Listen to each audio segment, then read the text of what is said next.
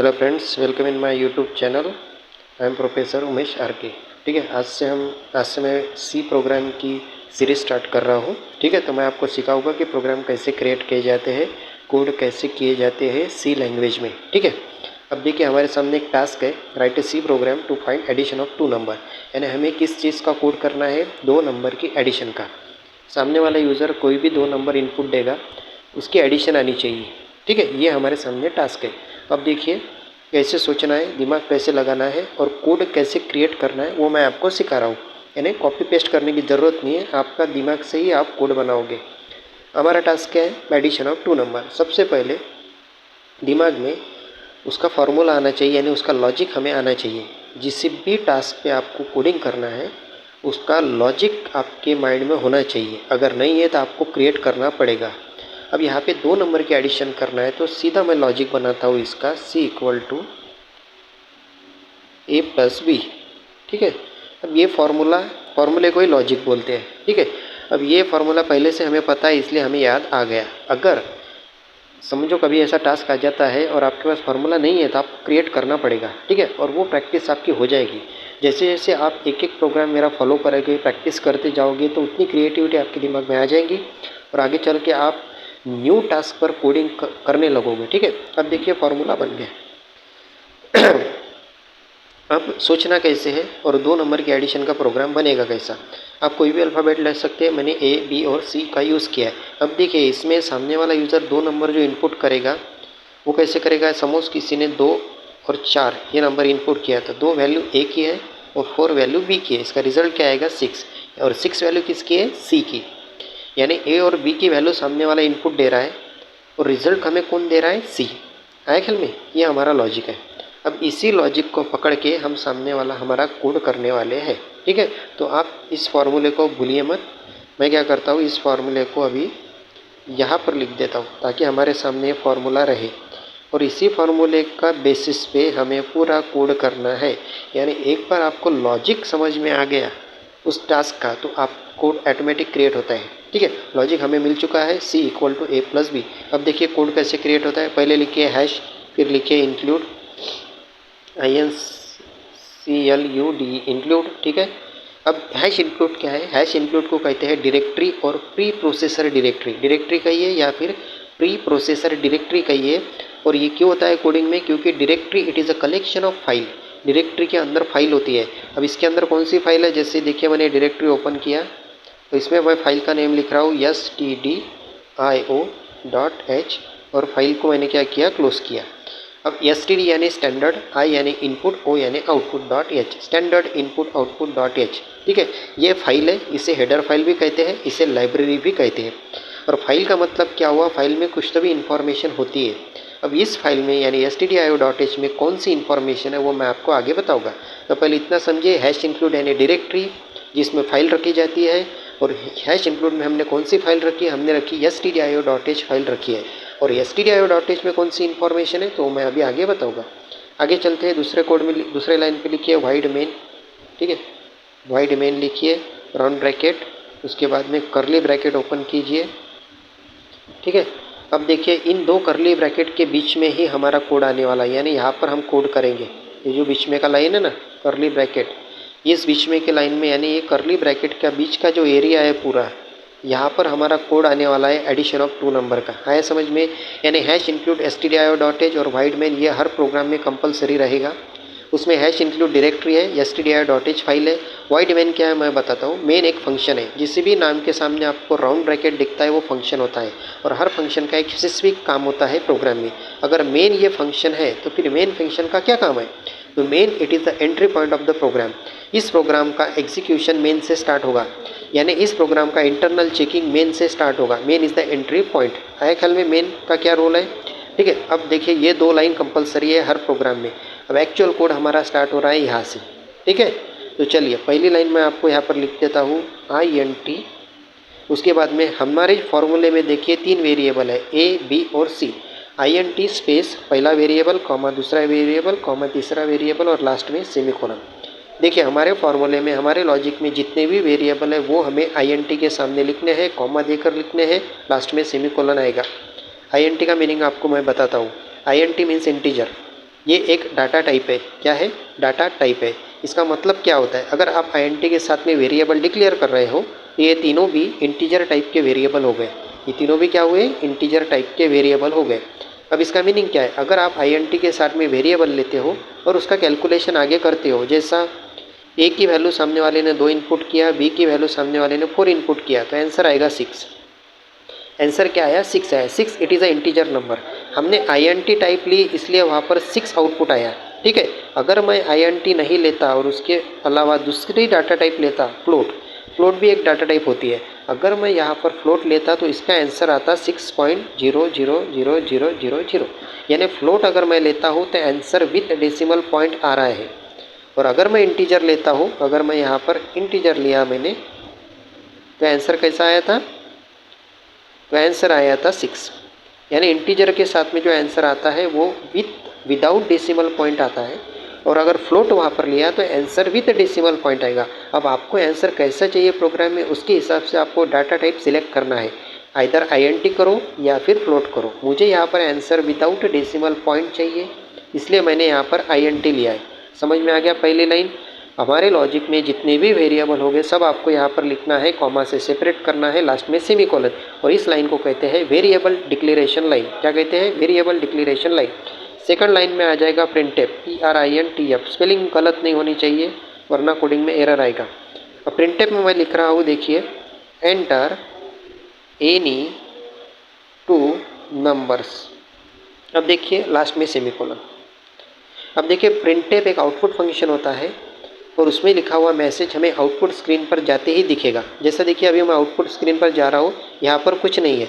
जब प्रोग्राम को मैं रन करूँगा ना तो यहाँ पर लिख कर आएगा एंटर एनी 2 नंबर, यानी हम प्रिंटफ में जो कुछ भी लिख रहे हैं वो आउटपुट स्क्रीन पर जाते ही हमें दिखेगा। इसका मतलब सामने वाले को समझ जाएगा वो सामने वाला कि उसे 2 नंबर इनपुट देना है। उसे समझने के लिए हम प्रिंटफ में मैसेज डालते हैं। ठीक है। आउटपुट जब देखेंगे तब आपको और अच्छे से समझेगा। तो दूसरी लाइन होती है प्रिंटफ की, जिसमें हमें सामने वाले को एक मैसेज देना है कि उसे क्या करना है। अब आ जाएगा तीसरी लाइन में स्कैनफ, SCANF, स्कैनफ। देखिए स्कैनफ एक इनपुट फंक्शन होता है। अब हमें जो 2 नंबर इनपुट देना है वो हम ए और बी का यूज़ करके दे रहे हैं, क्योंकि ए और बी की एडिशन हो रही है। फार्मूला देख लीजिए। अब हमें 2 नंबर इनपुट देना है, ए और बी का यूज़ करके देना है। और किसके थ्रू देंगे हम? तो उसके लिए हमें सी प्रोग्रामिंग में एक फंक्शन दिया हुआ है जिसका नाम है स्कैनफ। ये स्कैनफ एक इनपुट फंक्शन होता है, इसी का यूज़ करके आप इनपुट देते हो। आप इनपुट दे रहे हो ए और बी वेरिएबल का यूज़ करके, तो स्कैनफ में ए और बी वेरिएबल हमें लिखना है। अब वो लिखना कैसा है, उसका फॉर्मेट कैसा है वो देख लीजिए। इतना समझ में आ गया? स्कैनफ इनपुट फंक्शन होता है और इसी फंक्शन का यूज़ करके हम इनपुट देते हैं। यानी फॉर्मूले में जिस वेरिएबल का यूज़ करके इनपुट देना है वो ही वेरिएबल स्कैनफ में आएंगे।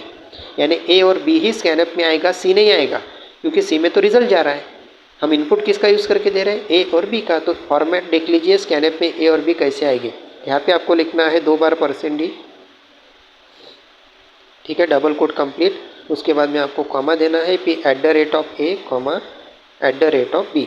ठीक है, और लास्ट में सेमीकोलन। अब ए और बी 2 वेरिएबल थे इसलिए 2 %d आए, और वेरिएबल के सामने @ का सिंबल आप लगाएंगे। % का सिंबल है, उससे वो आपने फेयर एंड लवली वाला एंड देखा होगा ना, वही सिंबल है वो। ठीक है, लास्ट में आएगा सेमीकोलन। अब यहाँ से हो गया इनपुट, सामने वाले ने 2 नंबर इनपुट दे दिए। अब उस 2 नंबर पे प्रोसेस करने के लिए फॉर्मूला लगेगा, यानी अब एंट्री होती है प्रोग्राम में लॉजिक की। यहाँ पर आ गया हमारा लॉजिक A + B, लास्ट में आ गया सेमीकोलन। अब देखिए ए और बी की जो भी वैल्यू है उसका आंसर सी में जाके सेव हो गया। हमें वो देखना है, आउटपुट स्क्रीन पर डिस्प्ले करना है।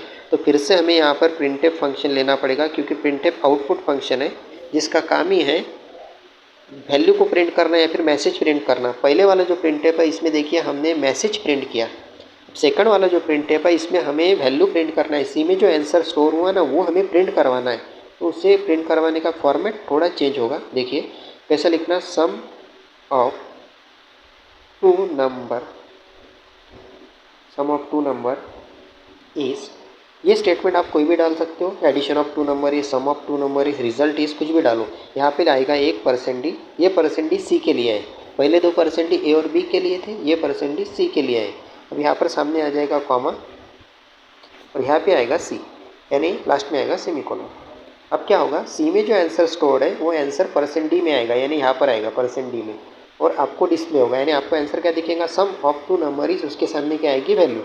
अब मैं ये ब्रैकेट ऊपर ले लेता हूँ, हमारा कोड खत्म हो गया। ठीक है, पहले लाइन में हमने वेरिएबल डिक्लेयर किए, जो भी देखिए पूरा कोड फार्मूले के ऊपर तैयार हुआ, लॉजिक के ऊपर से तैयार हुआ। इसलिए मैंने फर्स्ट ऑफ ऑल आपको बताया कि पहले आपके दिमाग में लॉजिक यानी फार्मूला क्रिएट होना चाहिए। फिर हमने क्या किया, पहले लाइन में फार्मूले में जितने भी वेरिएबल थे वो लिख लिए, उसके अकॉर्डिंग हमने यहाँ पर मैसेज डाला, एंटर टू नंबर। उसके अकॉर्डिंग ही हमने स्कैनएप में 2 वेरिएबल लिए, क्योंकि इन 2 वेरिएबल की वैल्यू हमें इनपुट देना था। उसके अकॉर्डिंग हमारा यहाँ पर फार्मूला आया और उसके अकॉर्डिंग लास्ट वाला प्रिंटफ आया। यानी एक लॉजिक, एक फार्मूला अगर आपके दिमाग में आ गया तो स्टेप आपको ऑटोमेटिक आएगी। और मेरा हर प्रोग्राम आप अगर देखते जाओगे अगले वीडियोस में, तो आपको कुछ दिन में कोडिंग आ जाएंगी, आपको समझ में आ जाएगा कि कोडिंग थोड़ी सेम ही हो रही है, थोड़ा थोड़ा चेंजेस हो रहा है। लॉजिक यानी फार्मूला चेंज हुआ तो थोड़ा कोड बदलेगा, बाकी इंटीजर वही है, प्रिंटफ वही रहेगा, स्कैनएप वही रहेगा। है ख्याल में? तो ये हमारा कोड यहाँ पे कंप्लीट हुआ। इस फार्मूला को यहाँ से मैं हटा देता हूँ। अब हम इसे रन करते हैं, देखते हैं आउटपुट आता है या नहीं है। ठीक है, तो अभी मैं रन कर रहा हूँ। देखिए मैसेज आ गया, एंटर एनी 2 नंबर। अब मैसेज कैसे आया, क्योंकि हमने यहाँ पर प्रिंटफ में मैसेज दिया था, इसलिए आउटपुट स्क्रीन पर हमें मैसेज दिख गया। ठीक है, तो सामने वाले यूज़र को अब समझ में आ गया कि 2 नंबर इंटर करना है। यही ये मैसेज की खासियत है, इसलिए मैसेज देना पड़ता है। हमने प्रिंटफ में मैसेज दिया, मैं यहाँ पे 2 नंबर इंटर कर रहा हूँ। अब मैं एंटर करूँगा तो रिजल्ट आना चाहिए। अब देखिए एंटर किया तो 12 रिजल्ट आ गया। ठीक है, कैसा आया, सम ऑफ 2 नंबर इज 12। यानी लास्ट वाला जो प्रिंटफ था उसमें देखो सम ऑफ 2 नंबर इज परसेंटेज की जगह क्या आया, 12 आया। ठीक है, यानी आपको प्रोग्राम कैसे क्रिएट करते जाना है इस फर्स्ट प्रोग्राम से थोड़ा समझ में आया होगा। आप ट्राई कीजिए, और अगले वीडियो में मैं आपको थोड़ा थोड़ा ऐसे ही बताया करूँगा कि पहले लॉजिक कैसे क्रिएट करना, फिर उसके बाद में प्रोग्राम कैसे करते जाना। पहले हम बेसिक प्रोग्राम ले रहे हैं, फिर हम हाई लेवल प्रोग्राम पर जाएंगे। ठीक है, और आपको कुछ भी समझ में थोड़ा नहीं आया, कुछ प्रॉब्लम आया तो आप मुझे कमेंट कीजिए। ठीक है, अगले वीडियोज़ में या फिर प्रोग्राम में आपको क्या चाहिए। ठीक है, आपको थ्योरी का एक्सप्लेनेशन और ज़्यादा चाहिए क्या। ठीक है, तो आप मुझे बताइए, सजेस्ट कीजिए, उसके हिसाब से फिर मैं वो अगले वीडियोज़ में वो अपडेट करते जाऊँगा। ठीक है, अभी तो आपके समझ में आ गया होगा क्या है। ठीक है, अब इस प्रोग्राम का इंटरनल चेकिंग होता है।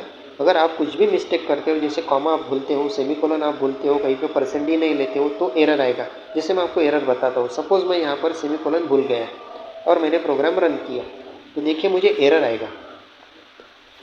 क्या आया, एरर आ गया। आ गया एरर, यानी आप वहाँ पे सेमीकोलन देना भूल गए थे, इसलिए एरर आया। तो देखिए सी एक स्ट्रक्चर प्रोग्रामिंग लैंग्वेज है, उसका स्ट्रक्चर आपको फॉलो करना ही पड़ेगा। जहाँ पर सेमीकोलन देना है वहाँ सेमीकोलन देना पड़ेगा, जहाँ कॉमा है वहाँ कॉमा देना पड़ेगा। ठीक है, बाकी आप चेंजेस कर सकते हो, वेरिएबल आप अपने हिसाब से ले सकते हो, मैसेज आप अपने हिसाब से डाल सकते हो। ठीक है, लेकिन प्रिंटफ लगेगा, स्कैनएफ लगेगा, जहाँ कॉमा है वहाँ कॉमा ही लगेगा। आए ख्याल में? अब लास्ट एक थिंग रह गई थी कि मैंने आपको शुरुआत में बताया था, stdio.h एक फाइल होती है, इसे हेडर फाइल भी कहते हैं, इसे लाइब्रेरी भी कहते हैं। अगर ये फाइल है तो इसमें फिर कौन सी इन्फॉर्मेशन स्टोर्ड है, तो देखिए प्रिंटफ आउटपुट फंक्शन है, स्कैनएफ इनपुट फंक्शन है, ये इन्फॉर्मेशन stdio.h इस हेडर फाइल में ऑलरेडी स्टोर्ड है। इसीलिए प्रिंटफ और स्कैनएफ अच्छी तरह से काम करते हैं। अगर ये फाइल आप प्रोग्रामिंग में नहीं लेते हो तो ये 2 फंक्शन काम नहीं करेंगे। मैं आपको दिखा देता हूँ। सपोज यहाँ से मैंने फाइल हटा दी और मैंने प्रोग्राम रन किया, तो देखिए एरर आ गया। ठीक है, वो आपको पूछ रहा है कि प्रिंटफ और स्कैनएफ क्या है, यानी उसे पता ही नहीं, क्योंकि आपने यहाँ पर फाइल नहीं ली। तो ये फाइल लेना ही पड़ेगा, तभी प्रिंटफ और स्कैनएफ काम करेंगे, क्योंकि उन दोनों की इन्फॉर्मेशन इसमें स्टोर्ड है। इसीलिए तो stdio.h फाइल है, और फाइल को हम कहते हैं it is a collection of information, उसमें प्रिंटफ और स्कैनएफ की इन्फॉर्मेशन है। ठीक है, तो आई होप आपको कोडिंग समझ में आई होगी। इसी तरह से ईजी कोडिंग लेते हुए हम आगे जाएंगे। अच्छा लगे तो कमेंट में बताइए, सब्सक्राइब कीजिए चैनल को, यूट्यूब और इंस्टाग्राम दोनों पे भी आपको मिल जाएंगे। ओके।